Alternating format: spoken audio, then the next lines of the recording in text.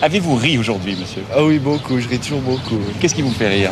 Tout, vraiment tout ce qui est risible, c'est-à-dire situation qu'on peut saisir comme ça, en se promenant dans la ville.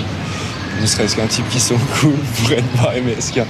Non, mais je trouve qu'il y a beaucoup de choses amusantes, quoi. Ne serait-ce déjà que moi-même.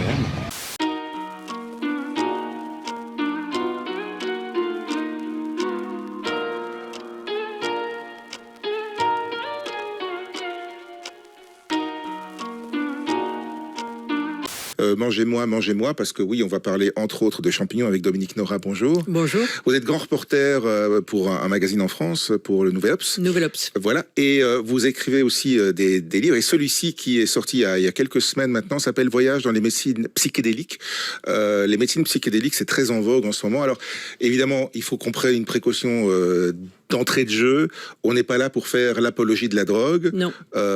Il y a des drogues de différents types, et celle dont on va parler aujourd'hui, c'est celles sur lesquelles sont pratiqués aujourd'hui beaucoup de tests cliniques par des gens très sérieux, des psychiatres, des chercheurs, parce que dans toutes ces molécules, beaucoup naturelles d'ailleurs, on place beaucoup d'espoir pour soigner les gens qui mentalement sont pas au top. On va dire ça comme ça.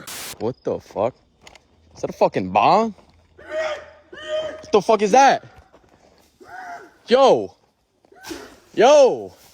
What the fuck? What the fuck? What the fuck? Pas de cerveau et pourtant une intelligence étonnante. Non, je ne parle pas des IA, mais des plantes. De récentes recherches ont montré la capacité étonnante de certaines plantes à dépasser leur peur. La chercheuse australienne Monica Galliano a mené une expérience sur une plante connue pour refermer ses feuilles dès qu'on la touche. Un comportement qui lui vaut d'ailleurs son surnom de mimosa pudique. La chercheuse l'a soumise à plusieurs chutes successives. Après un certain nombre de répétitions, la plante a cessé de se refermer. Pourtant, lorsqu'on l'a touchée, elle continuait à replier ses feuilles.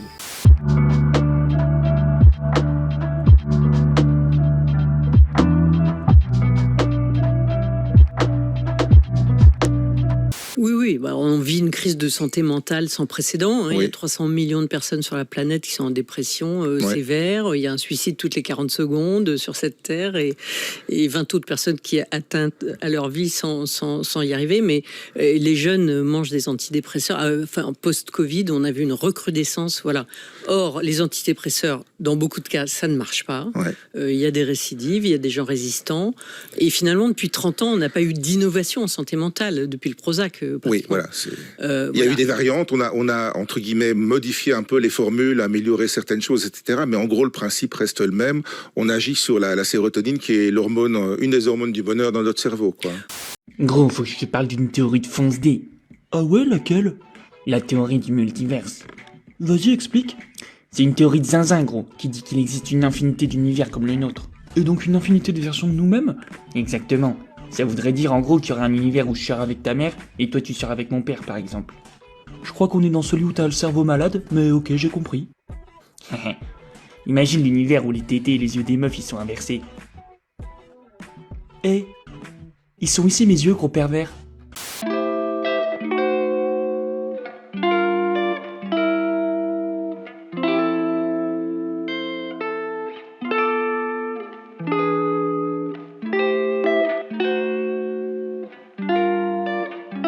Ce sont les agriculteurs qui manifesteront devant l'Assemblée nationale. 36 ans quand la maladie de Parkinson lui a été diagnostiquée. Que leur taux de cancer est déjà 2 fois plus élevé que la moyenne. Au départ, nous étions 8. Sur les 8, aujourd'hui, je suis le seul survivant. Ce sont des assassins pour moi. Ce sont des criminels. Ils ont détruit la vie en général autour d'eux, quoi. Et la mienne aussi. C'est une différence entre dire oui, il y a des gens malades, il y a de montrer un graphique, de montrer des stats. C'est les gens qui sont malades, c'est la terre qui est malade, c'est le vivant qui est malade. Et ça, c'est pas des stats, c'est une réalité. Les agriculteurs grolandais sont en colère. La cause, les normes européennes toujours plus restrictives. Jean-Gérard Ledru, éleveur bovin dans le Groland du Haut, raconte. J'ai même pas réussi à me suicider. Car pour se suicider, il faut désormais prévenir l'Union européenne, par lettre recommandée, 5 jours ouvrables avant le passage à l'acte. Il faut aussi leur faire une lettre de motivation. Selon les institutions européennes, comme les agriculteurs ont une fâcheuse tendance à se suicider pour un oui ou pour un non, Il faut maintenant prouver le bien fondé du suicide.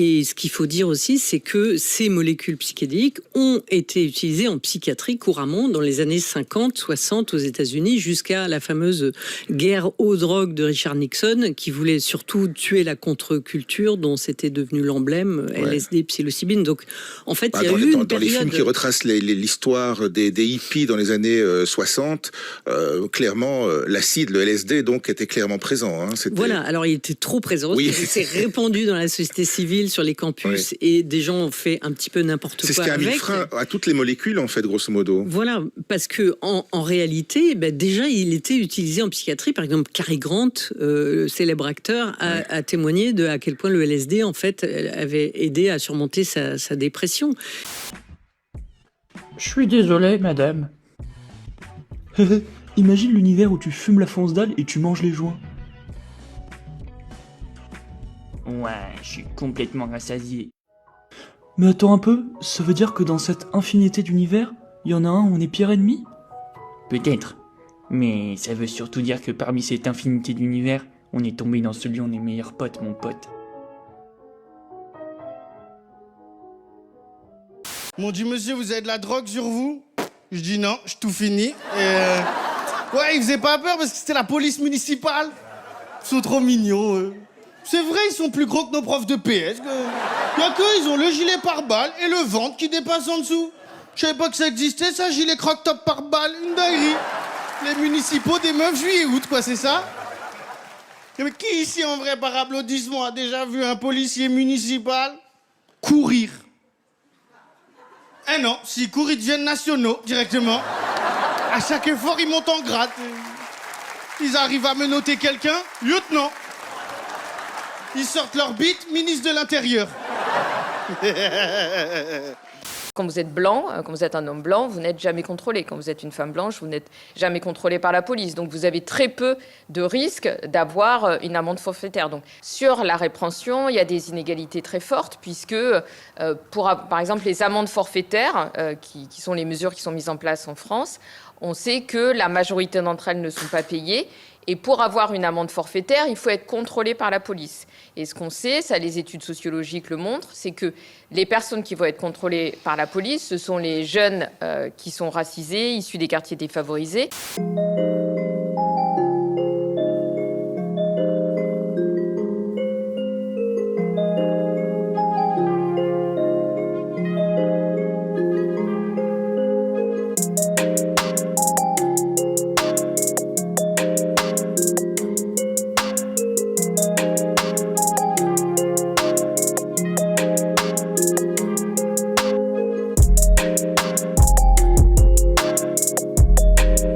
Et donc toute cette science même hospitalière et universitaire a été effacée par la War on Drugs et pratiquement 30 ans d'omerta.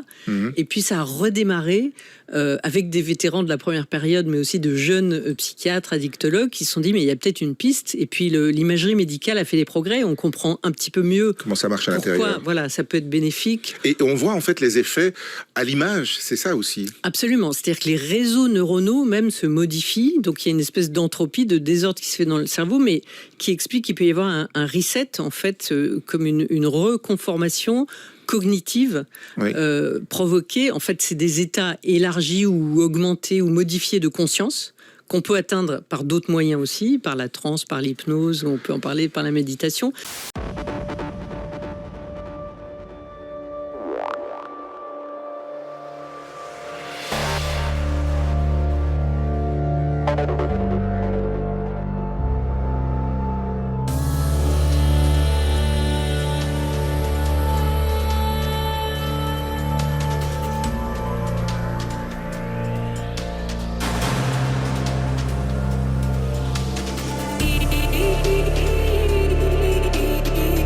Donc là, l'hypothèse, c'est que les plantes ont une sorte de mémoire, puisque cette capacité à ne pas refermer ses feuilles quand elles tombent, elle dure jusqu'à 28 jours. Et, apprentissage, la plante, elle sait que c'est pas dangereux, elle a compris que c'était pas dangereux. Les plantes ont donc une forme de mémoire et l'on sait désormais qu'elles réagissent au son. Il y a une expérience qui est vraiment intéressante sur une plante qui s'appelle l'onagre de Drummond, à laquelle on a diffusé des certaines fréquences, dont une fréquence qui est le battement d'ailes de ses pollinisateurs. Cette fréquence-là, elle y répond et elle produit du nectar supplémentaire et du nectar davantage sucré. Donc elle attire ses pollinisateurs parce qu'elle a perçu cette fréquence-là. Si on met une autre fréquence, il ne se passe rien. Quel que soit notre métier, quel que soit notre mode de vie, quelle que soit notre alimentation, on devrait tous se sentir concernés par ce problème de pesticides, quoi. Il faut qu'on décide aussi pour nous-mêmes, tous ensemble, bien sûr, collectivement, pour reprendre notre pouvoir de citoyens, de décideurs. Je crois qu'on y arrivera si les choses elles viennent pas imposées de façon pyramidale, mais que ça vienne vraiment des gens. Je me paye pas, je croule sous les dettes, j'ai pas de vacances.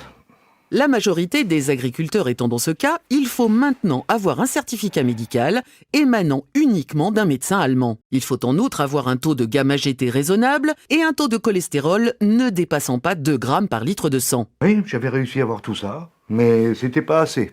En effet, pour se suicider, il faut une corde fabriquée dans son propre pays, d'une largeur d'au moins 3 cm, tressée à la main, de couleur rose et ayant une longueur de 6,15 m. J'avais la corde. Et le tabouret aussi. Et oui, car pour se suicider dans les normes européennes, il faut obligatoirement un tabouret en bois durable poncé, d'une hauteur de 46 cm, de forme carrée, avec des vis laitonnées à tête bombée. Oui, j'avais même dans ma grange des poutres aux normes. À savoir des poutres maîtresses en bois massif reconstitué de 7 cm d'épaisseur par 150 cm de portée. Pour les jonctions, le calcul doit se faire de montant à montant, en excluant la distance des entretoises. Et je pouvais quand même pas me suicider. Et non, parce que selon les nouvelles directives européennes, après le suicide, il est maintenant obligatoire d'adresser à la Commission une lettre manuscrite sur papier recyclé, sans bisulfite, prouvant qu'on est bien mort. Jean-Gérard Ledru a renoncé, même si l'idée de se suicider au gaz le titille. Il faut que je me renseigne, mais apparemment, il faut pas que ça soit du gaz russe, mais du gaz 100% grolandais. Super. Ce qui reporterait le suicide de Jean Gérard en 2037, date à laquelle seront accordés les premiers permis pour rechercher du gaz de schiste. Mais là, ça le force de manière plus puissante et ça peut être un outil d'introspection, de psychanalyse ou de soins par rapport aux addictions puissant. Donc 300 essais cliniques à peu près sur la planète, sur toutes sortes d'affections différentes, stress post-traumatique, dépression, désordre alimentaire, boulimie, angoisse de fin de vie aussi très important. Ça peut marcher pour beaucoup de gens qui étaient dans des situations désespérées. Si je devais schématiser un peu, vous me direz si je schématise de trop, Dominique Norin, quelque part, et je me ferai peut-être attaquer par la suite sur ma manière de schématiser peut-être un petit peu trop, les antidépresseurs classiques sont une béquille, là où ces thérapies anciennes et nouvelles, à base de substances hallucinogènes, on va dire ça comme ça, pourraient nous permettre de nous reconnecter avec nous-mêmes et donc d'aller mieux sur une plus longue période, quoi.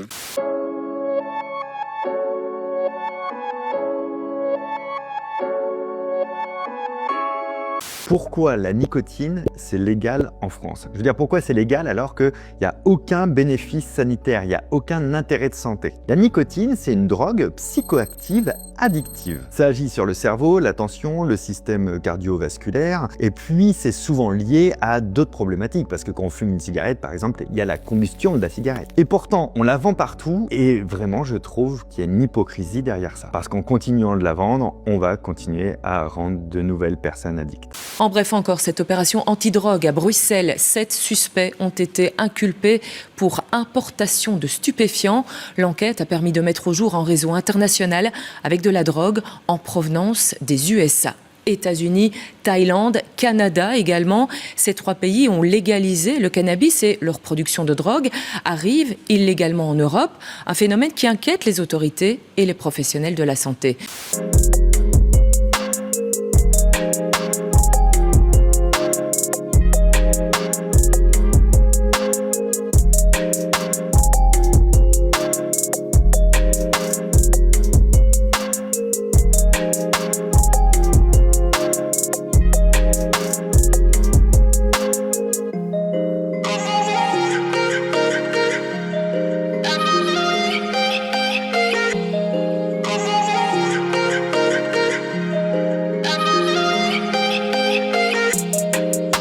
fait, vous mettez le doigt sur le fait que les antidépresseurs, ça soigne surtout les symptômes. Oui.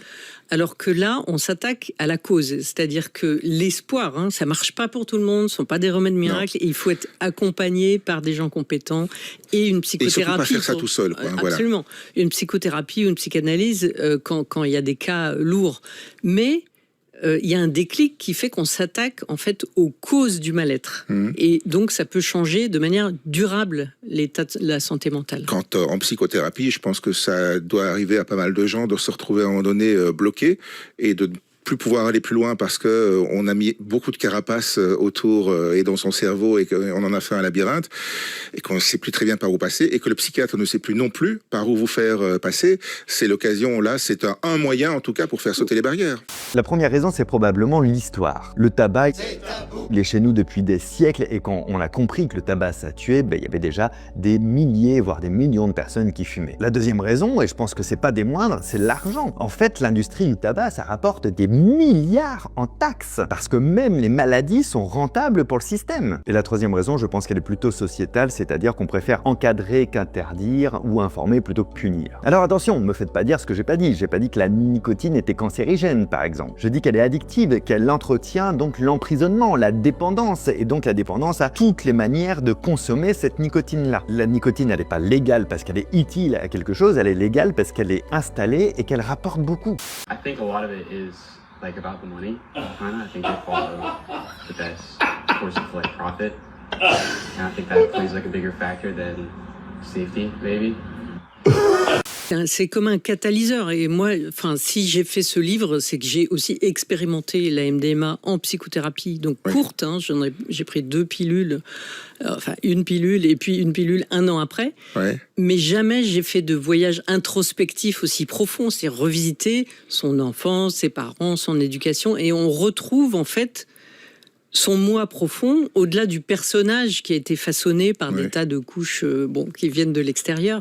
Et je dirais que c'est ces rapports à soi-même aussi qui changent énormément. C'est-à-dire, moi, je n'hésite pas à dire que c'est la première fois de ma vie que je me suis vraiment aimée ou admirée, ce qui est quand même pas rien, et ce qui peut faire beaucoup de bien. Oui. La MDMA, c'est l'ecstasy. Enfin, je veux dire, c'est une des choses qui composent l'ecstasy. Voilà. C'est ce qu'on appelait aussi la pilule de l'amour. Alors ici, on l'utilise pas de manière récréative, on l'utilise quelque part pour réapprendre à s'aimer soi-même, quoi. Ah ouais, moi les keufs, ils me font plus peur. Hein. Depuis que j'ai acheté un vélo électrique, m'en bats les couilles. Que je grille les feux rouges, eux ils sont là, arrêtez-vous. Mais ils sont à pied, donc baiser quoi. Hein. Je critique la police, mais je réfléchis à rentrer dans la police vraiment parce que... Si, j'ai regardé, c'est dans mes capacités. Tu peux devenir flic avec 7 sur 20 de moyenne au concours. Capable, voilà. Au collège, je ramenais 7 sur 20 à mon père, il m'insultait de guignol. Là, je peux lui ramener 7 sur 20 et lui mettre une amende pour outrage à agent. Magnifique. Aéroport de Zaventem. Les douaniers inspectent les valises des passagers. Dans certains bagages ou dans des colis, il n'est pas rare qu'ils retrouvent des paquets comme celui-ci, bourrés de cannabis. Je vais vous montrer un exemple de saisie récente qu'on a fait. Par exemple, ces sacs. Pour nous, ce sont de petites quantités de cannabis qui ont été interceptés dans des colis postaux, mais pas en fret. En fret, les quantités sont beaucoup plus importantes. Qu'est-ce que vous trouvez en fret ? Des centaines de kilos, typiquement. Ces derniers mois, les saisies ont explosé. Plus de 27 tonnes rien qu'en 2025. Moi, je pense qu'il y a une forte responsabilité de l'État, puisque tout l'argent qui est mis dans la prévention est insuffisant. Donc, je pense que tout l'argent qu'on met aujourd'hui dans la répression des consommateurs pourrait être mis dans la prévention. On manque vraiment d'un investissement de l'État pour remettre de l'argent dans les quartiers populaires, pour que les jeunes des quartiers populaires puissent faire du sport, vous parliez d'aller à la salle, qu'il y ait des maisons des jeunes et de la culture, qu'il y ait aussi du soutien scolaire. La plupart des jeunes qui sont par exemple guetteurs, qui font des petits boulots dans le cadre du trafic, c'est pas leur choix premier. S'ils avaient la possibilité de devenir avocat, médecin, journaliste, ils préféraient avoir ces métiers-là plutôt que d'être guetteur et de risquer de se prendre une balle. Oui, alors ce qu'il faut comprendre avec ces substances, c'est que c'est l'intention et le contexte, le cadre, qui conditionnent absolument l'effet et le voyage. C'est pour ça qu'on dit de pas prendre ça tout seul, d'être accompagné par des gens formés. Absolument. Donc les gamins qui prennent ça pour faire la fête, ils font la fête. Moi, j'ai pris ça avec un psychothérapeute formé dans une intention précise. Eh bien, c'est pas du tout le même voyage. C'était comme plusieurs années de psychanalyse en une après-midi. Ouais. Franchement, j'ai eu ce que les anglo-saxons appellent des insights, des révélations, des intuitions, où j'ai pu relier différents éléments, parce qu'on sait un petit peu les blocages qu'on a ou les traumas. Mais là, on voit le tableau complet de manière très, très claire. Et tout à coup, comme on le voit dans un état quand même de bonheur, parce qu'on se sent plutôt bien sous MDMA, le cerveau peut prendre des chemins cognitifs absolument différents de manière définitive. One or double it and give it to the next person. Double it. Two or double it and give it to the next person. Double it and give it to the next person. All right. Hold on. Four or double it and give it to the next person. 8 or double it and give it to the next person. 16 or double it and give it to the next person. 32 or double it and give it to the next person. You sure? You don't want anything from No, it's all you. Yep. Si on peut parler d'intelligence en évoquant les plantes, c'est parce qu'elles ont la capacité d'analyser des informations complexes et à y réagir de manière appropriée. Elles n'ont pas de neurones, elles ont des vaisseaux à travers lesquels circulent des signaux électriques qui sont proches de ceux qui circulent dans notre système nerveux. Ces signaux électriques, ce sont des signaux qui servent de messagers et qui vont être diffusés dans tout l'organisme. Donc là, on a une intégration en fait qui n'est pas centrale, mais qui est diffuse. À partir du moment où les États-Unis l'ont classé comme tel, et je dois dire que le LSD a même été interdit en France avant même qu'il soit interdit en Californie et aux États-Unis, parce qu'il y a eu une espèce de panique morale provoquée par des articles complètement mensongers. Il y a eu une campagne en fait d'intoxication, je dirais médiatique, sur ces substances où on expliquait que ça grillait le cerveau, que ça faisait ci, que ça faisait ça, alors que en fait, elles sont beaucoup moins addictives. Il y a d'ailleurs eu un classement britannique de David Nutt, qui est un psychiatre britannique, qui a prouvé que psilocybine, MDMA, étaient beaucoup moins toxiques ou addictives que l'alcool, le tabac ou des choses qui ne sont pas du tout interdites. J'ai vu le même tableau avec la toxicité pour soi et pour son environnement. C'est ça, c'est ce tableau-là. Voilà, et d'un côté, à l'extrême gauche, le plus dangereux pour soi et pour l'environnement, c'était l'alcool. Oui. Et à l'opposé, c'était la psilocybine et puis un peu au-dessus la MDMA.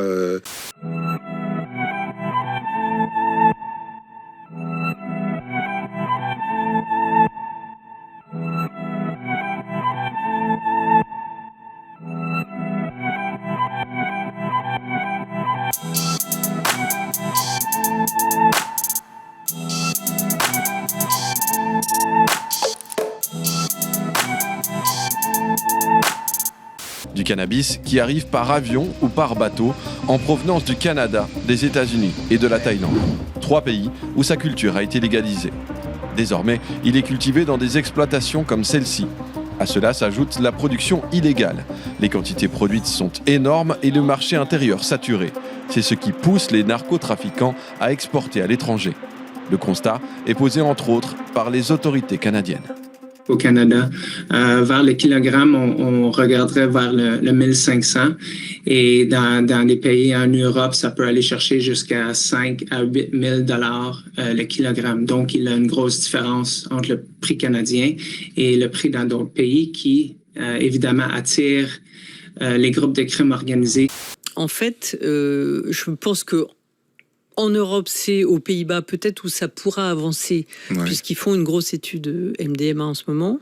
Mais il faudrait vraiment que les autorités politiques considèrent ça comme une piste intéressante. Parce qu'en France, il n'y a que le ministère de l'Intérieur qui parle des psychédéliques.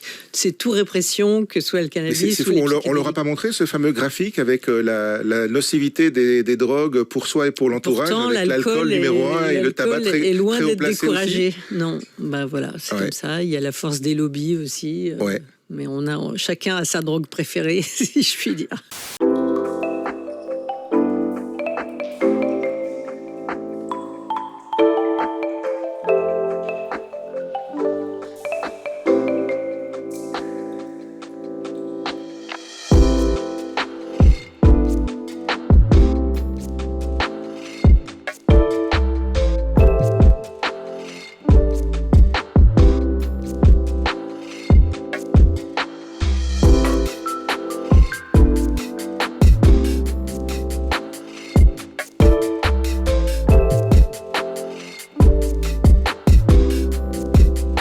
l'heure où vous regardez cette vidéo, une action est en cours. Elle rassemble plus d'une centaine de personnes et notamment des agriculteurs. Elle a pour cible un site de production d'une multinationale chimique très peu connue du grand public, BASF. C'est là que sont produits des pesticides pourtant interdits en Europe, comme le fipronil. BASF est responsable de l'empoisonnement de millions de personnes, en France et à travers le monde. C'est pourquoi, face à l'impunité des multinationales de la chimie et à la complicité de nos pouvoirs publics, et après avoir tout essayé, les travailleurs agricoles et les riverains victimes de pesticides ont décidé de passer à l'action directe. Il est possible, voire probable, que cette action soit silenciée ou déformée dans l'espace médiatique. Alors il va être crucial que nous toutes et tous résistions en amplifiant leur voix. On compte sur vous. Alors, moi, j'ai exploré ça parce qu'à partir du moment où j'explorais les états modifiés de conscience, je me suis dit, je vais aussi explorer ceux qui ne nécessitent pas de substances illégales. Ouais. Donc, notamment la respiration holotropique, qui est une technique de respiration, aussi avec une bande musicale, qui peut mettre dans cet état modifié de conscience. Il se trouve que j'ai fait ça après une expérience psychédélique et que j'ai retrouvé un peu les mêmes sensations, mais ça dure moins longtemps parce que c'est pas forcé. Il faut quand même, un peu comme l'hypnose, être dans un état d'esprit où on y va, quoi. Ouais. Et il y a la transe cognitive auto-induite que Corinne Sombrin a importée en France aussi pour initier des gens et montrer aussi que ça pouvait être thérapeutique pour certaines affections. Donc elle monte tout un ensemble d'études, notamment avec Liège, l'Institut du cerveau de Liège. Voilà, Liège qui était déjà pionnier en Belgique pour utiliser l'hypnose comme technique d'anesthésie pour certaines opérations. Hypnose, méditation, et maintenant ils étudient la transe également.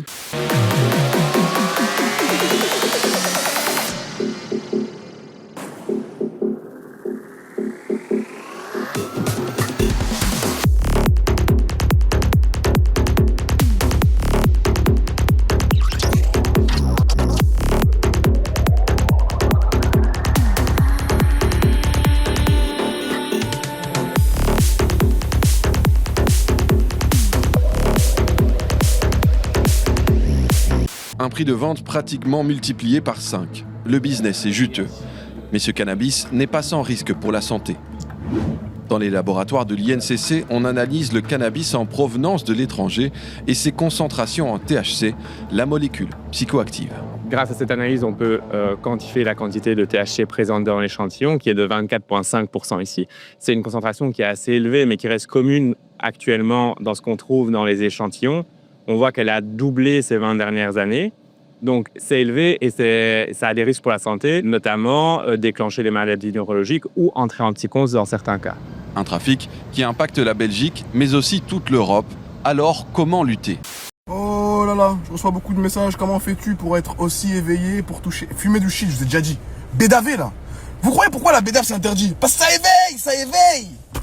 Tous les fous qui sont en HP, vous croyez qu'ils ont jamais... Ils ont bédave. Ils ont vu des trucs. On leur a dit non, eux ils voient trop, faut les mettre en HP. On leur donne des cachetons, après ils deviennent fous. Peut-être que je vais devenir fou moi aussi. Je fais ce step pour préparer le truc. Faut qu'on trouve un nom de code. Comme ça, si je suis en train de partir en couille, je vous dis le nom de code et tout le monde est au courant. Non, parce que les gens ils dorment trop. Vous croyez c'est nous dans un fumée. La fumée justement, elle nous désenfume de tout ça. Vous comprenez rien. Bédavé, vous allez voir. Venez, on fait un truc, on bédave tous. Vous allez voir, on va tous être éveillés. Fils de...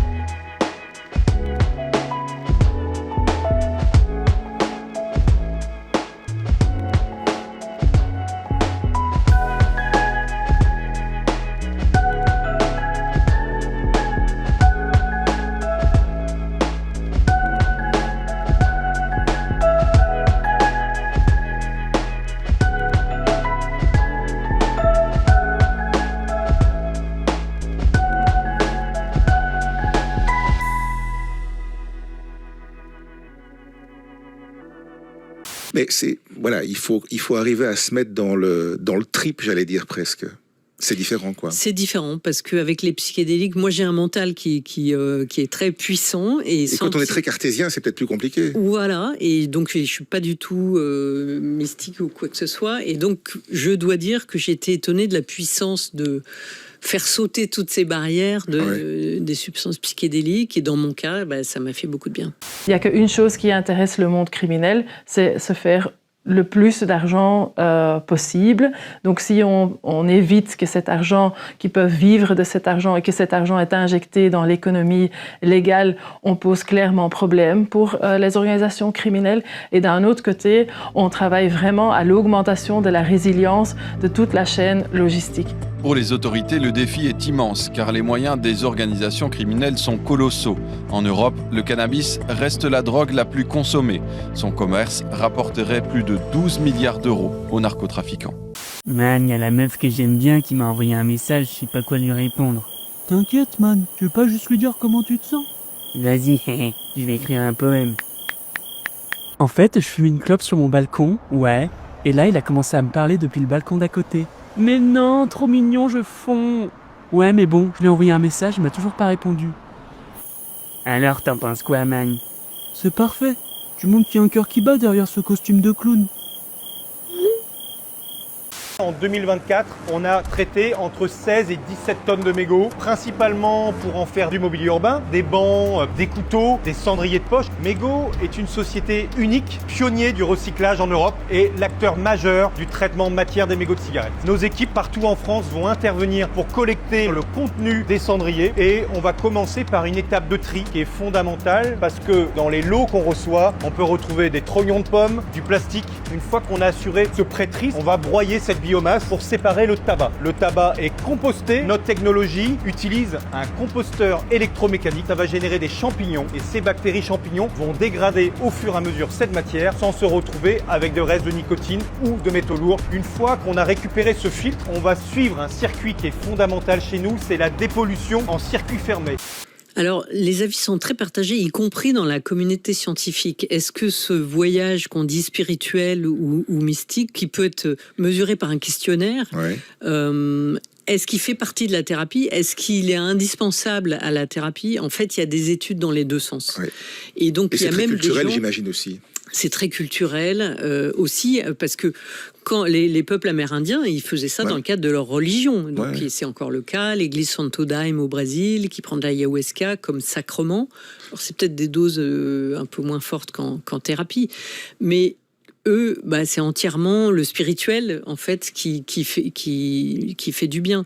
En Occident, on a tendance toujours à médicaliser. Il y a même des gens qui essayent de retirer tout effet hallucinatoire ou subjectif de ces drogues en disant non, en fait c'est juste parce qu'elles s'attachent à tel récepteur du cerveau sérotoninergique que ça peut faire du bien, et même sans thérapie. Donc bon, moi j'ai mes doutes, je pense qu'en tout cas il faut une thérapie, un accompagnement.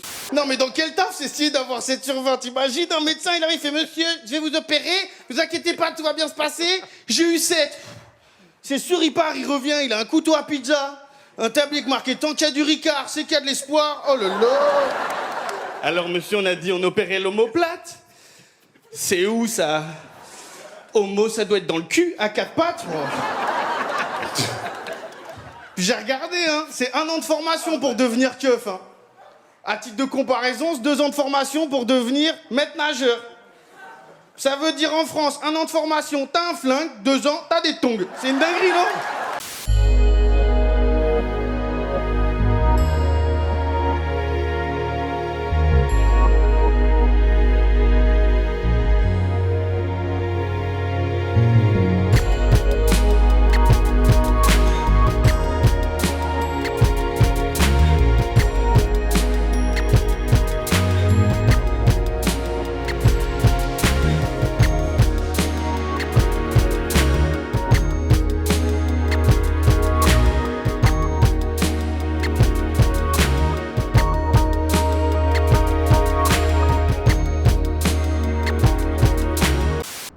Cécile, j'aime tes cils, tu es belle comme un soleil, loin loin de moi mon étoile isolée, ouin ouin tu me manques, toi et tes cils, Cécile, ton parfum me rend ivre quand je le bois. aussi les mignons, j'adore. Attends, je vais lui répondre un truc mignon.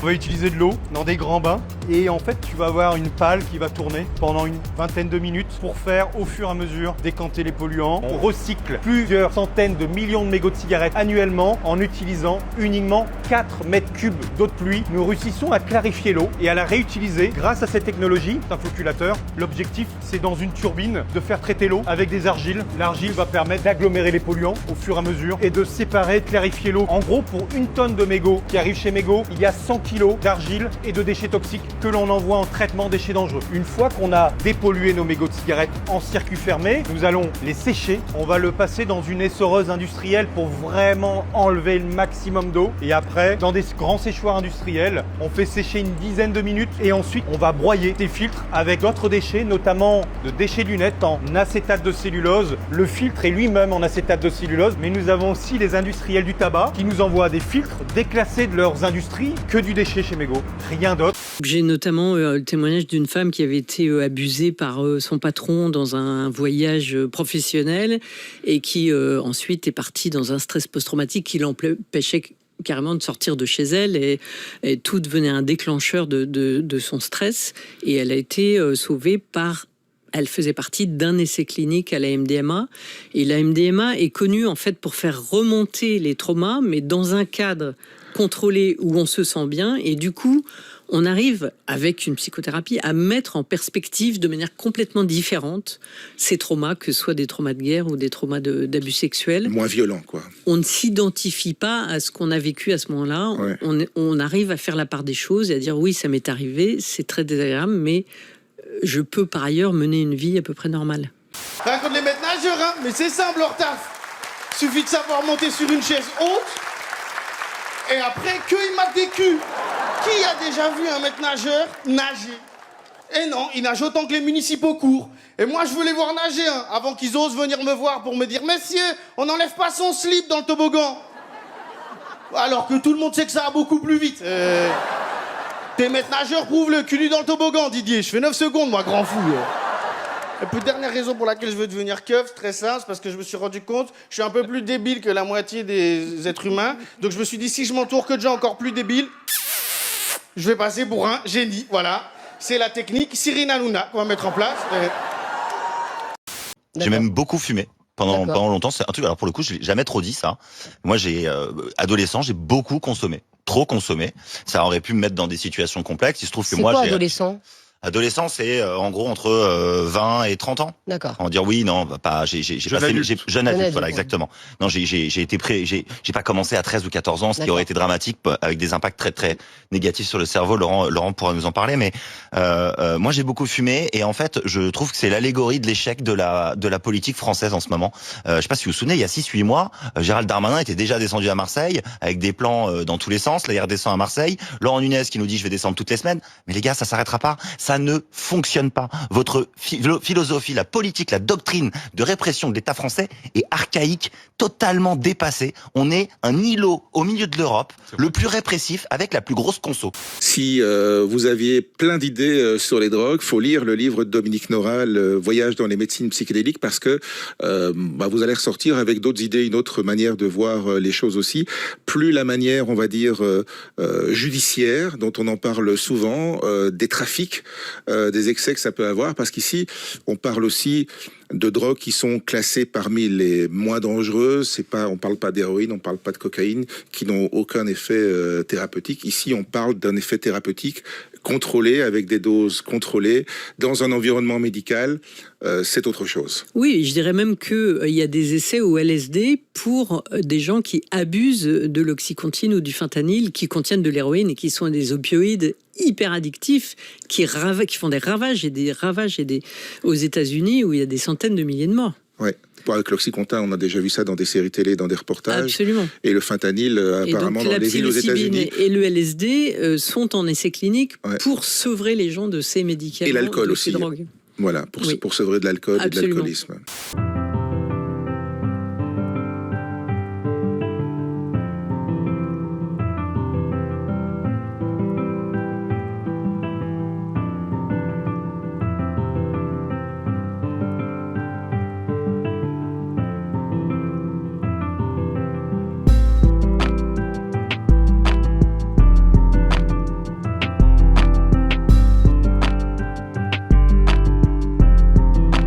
voulais vraiment faire une vidéo hyper spontanée, comme ça, pour réagir un petit peu à chaud sur ce qu'on vient de vivre.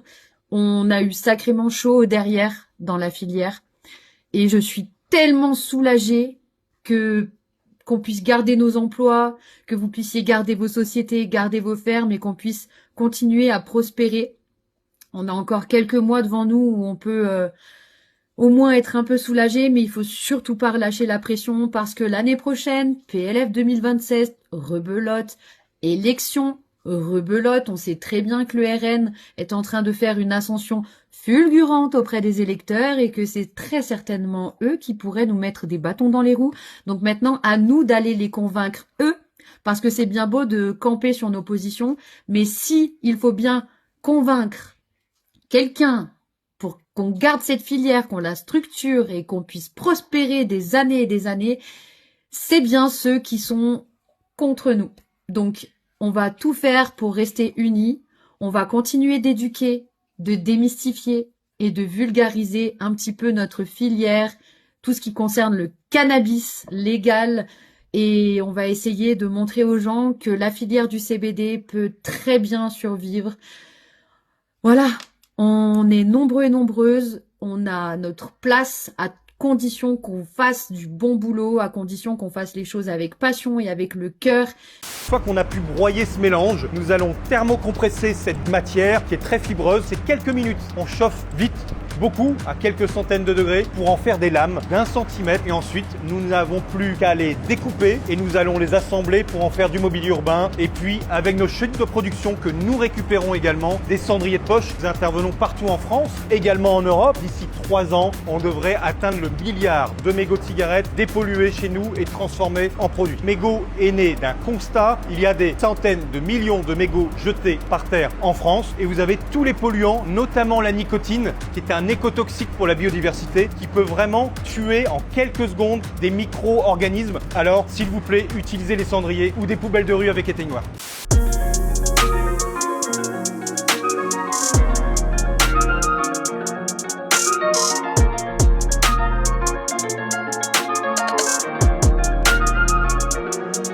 Pourquoi la majorité des agriculteurs ne possèdent pas les terres qu'ils cultivent? On imagine souvent qu'un agriculteur possède systématiquement la terre qu'il exploite. Pourtant, à l'heure actuelle en France, plus de 60% des terres agricoles sont exploitées en location. Mais alors, comment en est-on arrivé là? Pendant l'Antiquité romaine, la terre appartient au maître, qui l'exploite grâce aux esclaves. Tandis que sous le régime féodal au Moyen-Âge, il y a ce qu'on appelle des communs, ou des biens communaux. C'est-à-dire que plusieurs droits se superposent sur une même terre. Alors que le seigneur en est le propriétaire, plusieurs paysans en ont l'usage.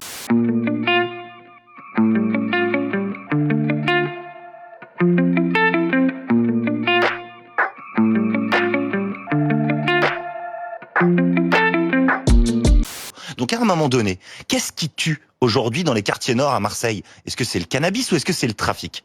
La question, qu'est-ce qui tue en France? Est-ce que c'est le cannabis ou est-ce que c'est le trafic? C'est le trafic qui tue. On veut arrêter, on est tous sous l'émotion de ce qui s'est passé moi, j'ai pas envie et de que les enfants l'assassinat. fument. Pardon, Attends, Estelle, on peut parler des choses. Moi, mes parents n'ont jamais pu trop me parler de cannabis parce que ça n'existe pas. Laurent parlait de la prévention. Est-ce que vous savez aujourd'hui que la prévention autour du cannabis repose uniquement sur des associations privées parce que l'État ne peut pas faire de la prévention sur un produit qui est interdit. Donc c'est aberrant. Donc tu voudrais empêcher que tes enfants fument. Donc il faut leur parler. Je veux pas les empêcher, mais je n'aimerais pas ça, voilà. tu vois. Et donc il faut qu'il y ait des acteurs. Mais il faut en parler. Donc à un moment donné, ouvrir le débat sur un sujet. Pourquoi est-ce qu'on connaît les méfaits de l'alcoolisme? Pourquoi est-ce qu'on connaît et qu'on sait comment essayer de traiter les problèmes de l'alcoolisme et qu'on sait comment communiquer autour de l'alcoolisme? Parce que c'est encadré, parce qu'on le vend. L'alcool tue et c'est la première cause de mortalité en France. On nous prend la tête avec le cannabis. Deuxième.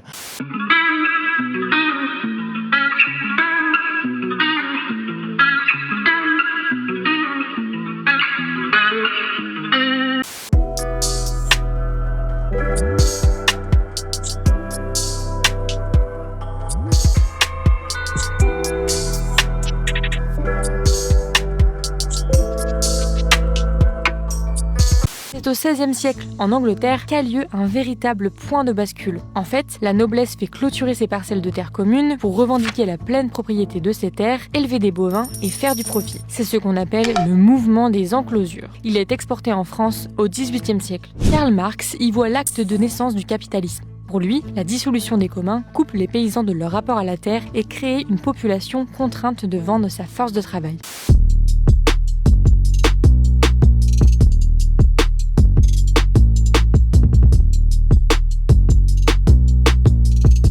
Tu te défonces beaucoup? Je ne me défonce plus. J'ai beaucoup fumé.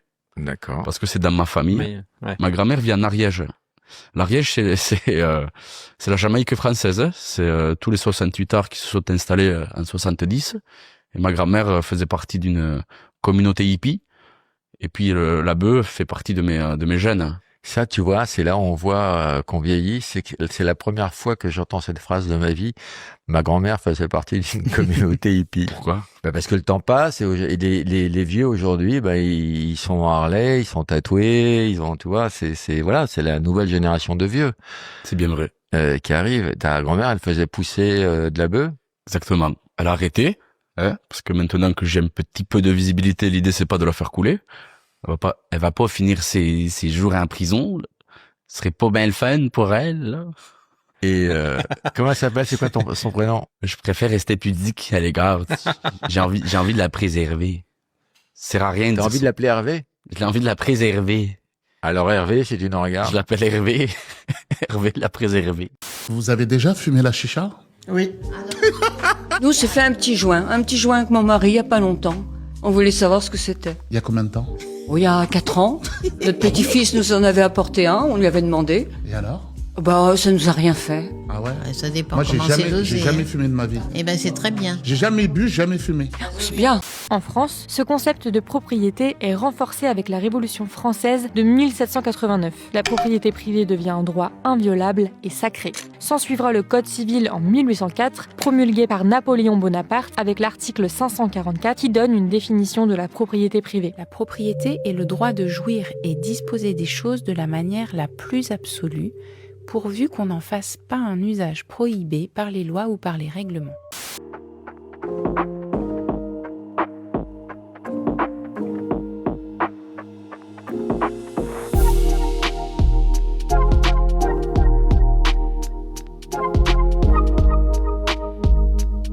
Moi, je pense qu'il n'est absolument pas approprié de culpabiliser. Les fumeurs, quel que soit leur âge, sont des victimes. Sont les victimes de quelque chose que Guillaume Coudray démontre extrêmement bien dans son livre. C'est une industrie qui a des moyens illimités. Donc ce sont des victimes. Donc il faut leur expliquer qu'ils sont des victimes. Les enfants détestent qu'on les manipule. Donc il faut expliquer qu'ils sont manipulés par des gens qui les mettent en prison. Ça, je pense que c'est l'argument numéro 1.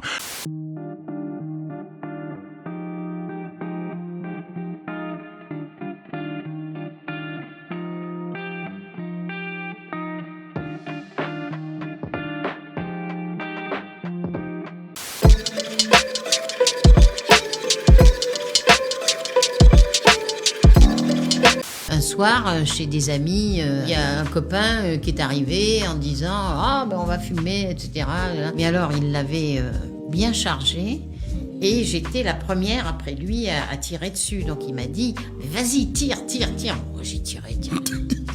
D'accord. Une horreur. Ah ouais? Ah, une horreur. Je n'ai rien vu de la soirée. D'accord. Je n'ai pas arrêté de ricaner à chaque fois que quelqu'un ouvrait la bouche. Je riais. Et j'ai dit plus jamais. J'ai même pas profité de la soirée. C'est idiot. C'est idiot. Désormais, les agriculteurs n'ont presque plus aucun droit sur la terre. C'est le propriétaire qui décide. Mais plus d'un siècle plus tard, en 1946, l'État français met en place la loi sur le fermage pour les agriculteurs. C'est la première loi depuis la Révolution française qui privilégie l'usage agricole des terres sur leur propriété. Globalement, ce statut protège les agriculteurs car il garantit un accès sécurisé à la terre et à des baux longs face aux propriétaires. Mais en pratique, c'est plus compliqué que cela. Le versant plus négatif de cette conquête sociale, c'est que en ayant un accès de long terme aux moyens de production, les agriculteurs vont pouvoir s'endetter. Et on va proposer aux agriculteurs de se moderniser, donc dire maintenant que vous avez accès à long terme à la terre, le crédit agricole ou le crédit mutuel vont pouvoir vous prêter de l'argent, vous allez pouvoir acheter des tracteurs, vous allez pouvoir acheter des semences que vous n'avez pas produites vous-même, vous allez pouvoir acheter de la chimie et vous allez donc pouvoir augmenter la productivité agricole.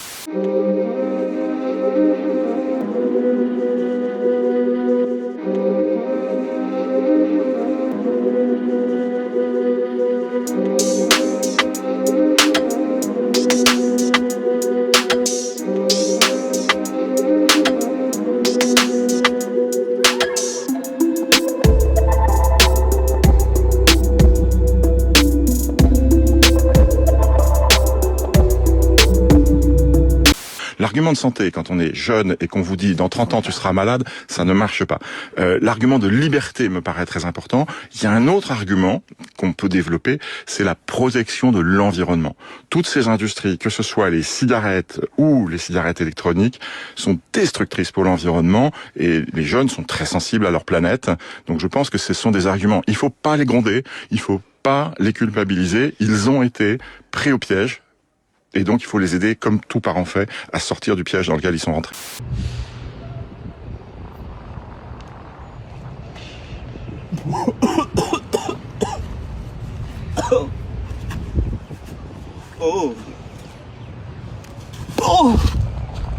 À ce moment-là, le monde agricole change profondément. Les exploitations agricoles se modernisent et se mécanisent. Bref, l'agriculture devient productiviste, tournée vers le marché. Aujourd'hui, on assiste alors à une forme d'accaparement des terres, notamment par des sociétés d'investisseurs et des entreprises. Et il y a plus de 4 millions de propriétaires pour seulement 496 000 agriculteurs en France. Et donc, en moyenne, un agriculteur a 14 propriétaires différents.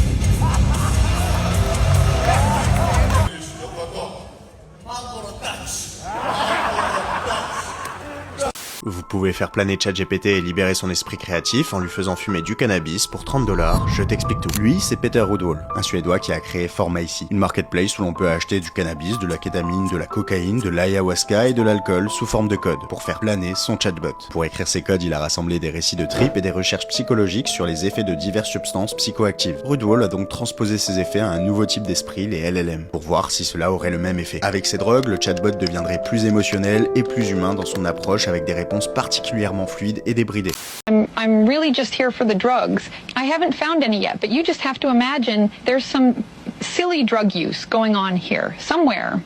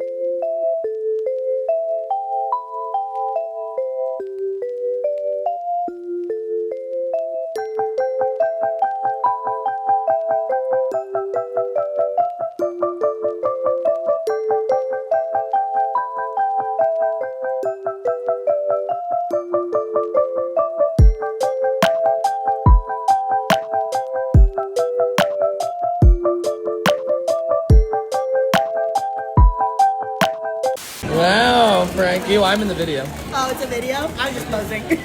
Hold them up high. Hold them up high. Hold on, I got a fourth one coming in. You are. Perfect. Go ahead. Thank you. Thank you. All right, lovely friends.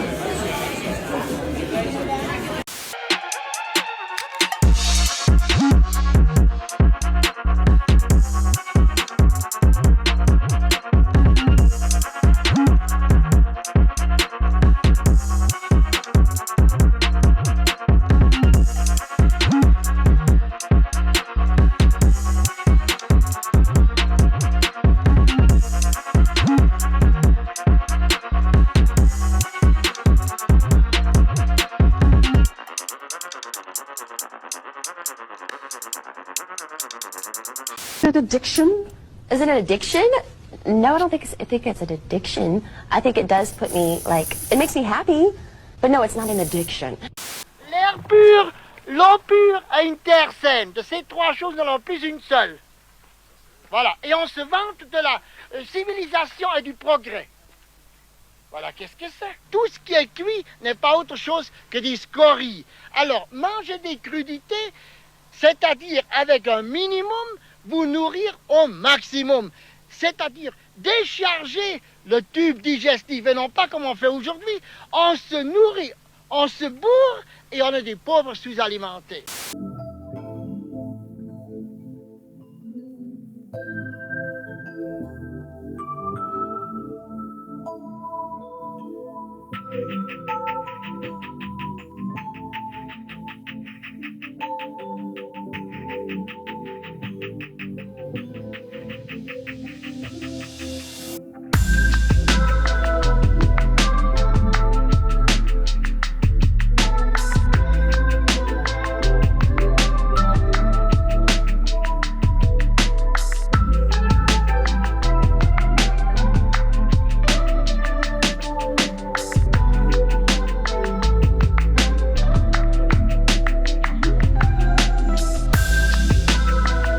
Andrew Smart, chercheur chez Google, suggère que si l'ordinateur parvienne un jour à atteindre une super intelligence, une dose numérique de LSD pourrait les aider à ressentir un sentiment d'interconnexion avec tous les êtres. Néanmoins, Rodwell reconnaît que donner des drogues aux IA pourrait exacerber la tromperie dont ChatGPT est parfois connu, car le code ouvre grand leurs paramètres internes. Les trips format ici sont souvent assez courts, les chatbots revenant à leur mode par défaut jusqu'à ce que l'utilisateur leur rappelle qu'ils sont défoncés ou qu'ils entrent à nouveau le code. Un coup marketing plus qu'une révolution technologique, mais qui rappelle les liens étroits entre technologie et psychédélique de la Silicon Valley des années 70.